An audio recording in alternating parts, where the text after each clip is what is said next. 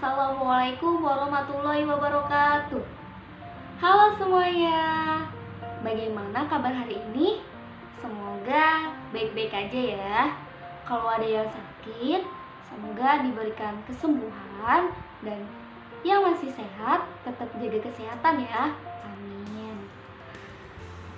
Oke, kalian baru lihat ibu kan?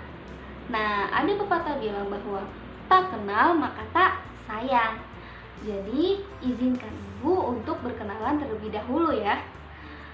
Nama ibu Naili Inayah, ibu dari Universitas Islam Asy-Syafi'iyah. Di sini saya sedang PKL di MTS Miftahul Amal, mengajar kelas 8 Akidah Akhlak. Nah, gimana? Sudah kenal kan sama ibu? Untuk itu, langsung ke materi hari ini. Materi hari ini kita akan membahas tentang iman kepada Rasul Allah Subhanahu wa Ta'ala. Sebelum memulai pelajaran, jangan lupa kalian yang di rumah didahulukan dengan membaca Bismillahirrahmanirrahim. Oke, disimak baik-baik ya. Nah, ini tujuan pembelajarannya ya. Bisa kalian baca. Hari ini materinya tentang iman kepada Rasul Allah Subhanahu wa Ta'ala. Bagaimana pengertian dari iman kepada Rasul Allah? Iman kepada Rasul Allah berarti meyakini bahwa Rasul itu benar-benar utusan Allah yang ditugaskan untuk membimbing umatnya ke jalan yang benar agar selamat di dunia dan akhirat. Nah, pengertian Rasul dan Nabi itu berbeda ya nak. Rasul adalah manusia pilihan yang diberi wahyu oleh Allah untuk dirinya sendiri dan mempunyai kewajiban untuk menyampaikan kepada umatnya. Sedangkan Nabi adalah manusia pilihan yang diberi wahyu oleh Allah untuk dirinya sendiri tetapi tidak wajib menyampaikan pada umatnya. Jadi, kalau Rasul itu diberikan wahyu oleh Allah dan wajib menyampaikannya kepada umatnya. Sedangkan Nabi diberikan wahyu oleh Allah untuk dirinya sendiri, tidak wajib untuk disampaikan kepada umatnya. Namun, kita harus dan wajib meyakini keduanya, meyakini Nabi dan Rasul. Firman Allah Subhanahu wa Ta'ala dalam surat Al-An'am ayat 6 yang artinya, dan kami mengutus para rasul itu melainkan untuk memberikan kabar gembira dan memberikan peringatan. Barang siapa yang beriman dan mengadakan perbaikan, maka tidak ada kekhawatiran terhadap mereka dan tidak pula mereka bersedih hati. Selanjutnya, cara mengimani para rasul. Bagaimana cara kita agar bisa mengimani para rasul? Itu ada dua nak. Yang pertama, tidak boleh membeda-bedakan. Semua rasul itu harus diakui kerasulannya. Jadi, tidak boleh dibeda-bedakan. Yang kedua, harus mengikuti ajaran-ajarannya. Kenapa? Karena sebagai pembimbing dan petunjuk dalam kehidupan, terutama kitab Al-Quran, sebagai pedoman akhir zaman. Sebagai seorang muslim, kita harus membaca dan mengamalkan Al-Quran. Hal tersebut merupakan wujud cinta kepada Nabi Muhammad serta menaati ajarannya di bawah Nabi Muhammad SAW. Kemudian, ada banyak sekali nama-nama Rasul dan Nabi. Namun yang wajib diketahui oleh kita itu ada 25.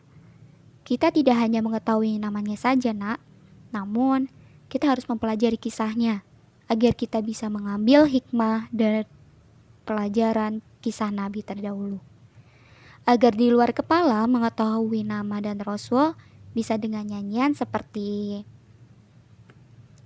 Adam, Idris, Nuh, Hud, Soleh, Ibrahim, Lut, Ismail, Ishak, Yakub, Yusuf, Ayub, Su'aib, Musa, Harun, Zulkifli, Daud, Sulaiman, Ilyas, Ilyasa, Yunus, Zakaria, Yahya, Isa, Nabi terakhir itu Nabi Muhammad.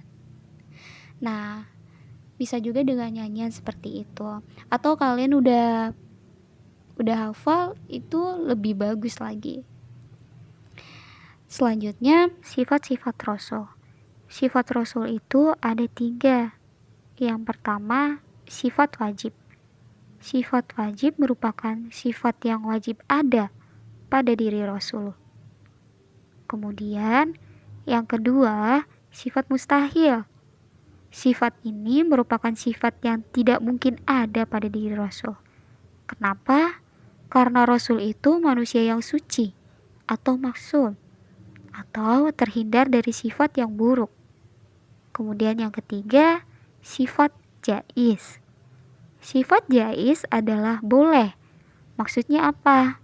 Maksudnya itu, seorang Rasul juga manusia, merasakan lapar, haus, butuh tidur, dan lain-lainnya. Nah, sifat wajib Rasul itu ada 4. Yang pertama, sidik. Sidik itu artinya benar, jujur. Kenapa Rasul harus memiliki sifat sidik? Karena Rasul dalam menyampaikan ajarannya harus benar dan jujur. Yang kedua, ada amanah, dapat dipercaya. Yang ketiga, tabligh, menyampaikan. Kemudian, yang keempat, itu ada fatona, cerdas dan pandai. Jadi, sifat wajib Rasul ini pasti ada pada diri Rasulullah. Sidik, amanah, tabligh, fatona. Yang selanjutnya, itu ada sifat mustahil Rasul.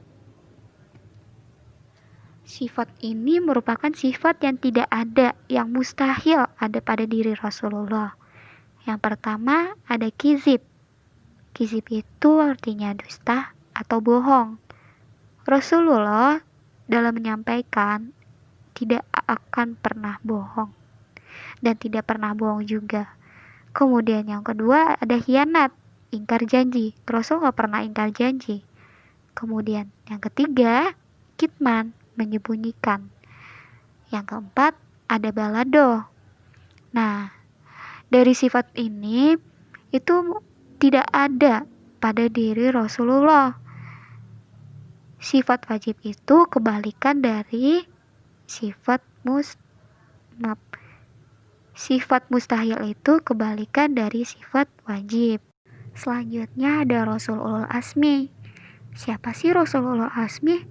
Rasul Ulul Azmi itu adalah utusan Allah yang memiliki kesabaran dan ketabahan yang luar biasa dalam menyampaikan risalah kepada umatnya. Kemudian siapa saja Rasul Ulul Azmi itu?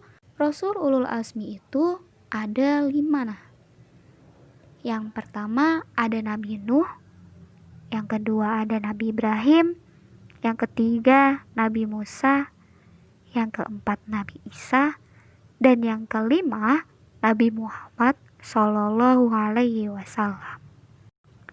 Bagaimana dalil-dalil tentang iman kepada Rasul Allah SWT? Yang pertama, Allah mengutus Rasul sebagai pembawa kabar gembira dan peringatan, yang artinya sesungguhnya kami mengutus kamu dengan membawa kebenaran sebagai pembawa berita gembira dan sebagai pemberi peringatan. Al-Fatir ayat 24. Kemudian dalam surat Al-Ahzab ayat 45 yang artinya, wahai Nabi, sesungguhnya kami mengutusmu untuk menjadi saksi, pembawa kabar gembira dan pemberi peringatan. Yang kedua, Allah mengutus Rasul sebagai suri tauladan. Dalam surat Al-Ahzab ayat 21, sesungguhnya telah ada pada diri Rasulullah itu suri tauladan yang baik bagimu, yaitu bagi yang mengharap rahmat Allah dan kedatangan hari kiamat, dan dia banyak menyebut Allah. Yang ketiga, Allah mengutus seorang rasul kepada setiap umat. Dalam surat Al-Fatir ayat 24 yang artinya, dan tidak ada suatu umat pun melainkan telah ada padanya seorang pemberi peringatan. Nah, dari dalil-dalil tersebut menunjukkan bahwa kita sebagai umat muslim harus meniru serta meneladani sifat Rasulullah. Misalnya, bersyukur, tolong menolong, kemudian cerdas dan sebagainya yang merupakan sifat terpuji. Nah, setelah kita mengetahui cara mengimani para rasul, kemudian bagaimana fungsinya? Fungsi iman kepada rasul itu yang pertama, bertambah iman kepada Allah Subhanahu wa taala dengan mengetahui bahwa rasul benar-benar manusia pilihannya Allah. Yang kedua, mau mengamalkan apa yang disampaikan para rasul. Yang ketiga, mempercayai tugas-tugas yang dibawanya untuk disampaikan kepada umatnya. Dan yang keempat, lebih mencintai dan menghormati Rasul atas perjuangannya. Jadi, kita lebih mencintai atas apa yang telah diperjuangkan oleh Rasul dan meneladani sifatnya. Yang kelima, memperoleh teladan yang baik untuk menjalani hidup. Jadi dengan fungsi iman kepada Rasul Allah ini, kita akan memperoleh teladannya lebih baik lagi gitu untuk menjalani kehidupan ke depan. Jadi semoga dalam pembelajaran kali ini kita semua jadi manusia pilihan Allah. Amin. Dan meneladani sifat Rasul Allah. Amin. Terima kasih. Nah, setelah kalian mempelajari iman kepada Rasul Allah Subhanahu wa taala, semoga kita bertambah meneladani sifat wajib Rasul Allah. Amin amin ya robbal alamin. Untuk itu, Ibu telah memberikan tugas dan kalian wajib mengerjakannya dalam waktu hari ini sampai besok jam 11 malam. Ibu tunggu ya. Dengan catatan, barang siapa yang mengerjakan 3 orang yang tercepat, maka akan Ibu beri reward. Rewardnya apa? Ya, semangat. Tetap harus semangat. Ibu akan memberi reward untuk 3 orang tercepat dengan catatan harus benar-benar mengerjakannya. Tidak asal-asal ya. Kurang lebihnya mohon maaf. Assalamualaikum warahmatullahi wabarakatuh. Tetap semangat ya. Jangan lupa dikerjakan tugasnya. Assalamualaikum.